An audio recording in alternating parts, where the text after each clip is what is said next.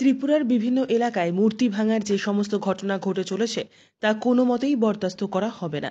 যারাই এই ধরনের ঘটনার সঙ্গে জড়িত তাদের বিরুদ্ধে কঠোর ব্যবস্থা গ্রহণ করা হবে বললেন ত্রিপুরার মুখ্যমন্ত্রী ডাক্তার মানিক সাহা। ত্রিপুরার মুখ্যমন্ত্রী ডাক্তার মানিক সাহা এক অনুষ্ঠান শেষে সংবাদ মাধ্যমের মুখোমুখি হয়ে বলেছেন, ত্রিপুরার বিভিন্ন স্থানে কিছু কিছু ধর্মীয় প্রতিষ্ঠানে বিগ্রহ নষ্ট করার যে ঘটনা ঘটে চলেছে তা কোনোভাবেই কাম্য নয়। যারাই এই ঘটনার সঙ্গে জড়িত তাদের বিরুদ্ধে কঠোর ব্যবস্থা গ্রহণ করা হবে। এই ধরনের ঘটনা ত্রিপুরা পুলিশ প্রশাসনের নজরে আসা মাত্রই অভিযুক্তদের বিরুদ্ধে প্রয়োজনীয় ব্যবস্থা গ্রহণের নির্দেশ দেওয়া হয়েছে। ত্রিপুরা পুলিশ প্রশাসন এই সব ঘটনা শক্ত হাতে মোকাবিলা করছে।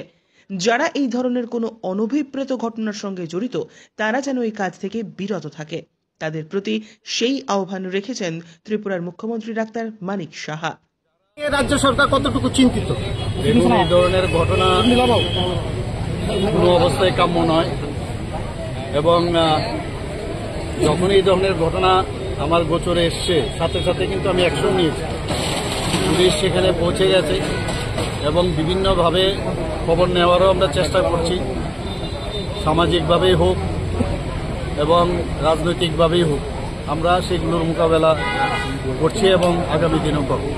এগুলো হবে কারণ অনেক জায়গা থেকে এই ধরনের এত সুন্দরভাবে এই সরকার চলছে, রাজ্যটা এত শান্তির মাধ্যমে চলছে, সেটা অনেকের কাছে এটা হয়তোবা এটা ভালো লাগছে না।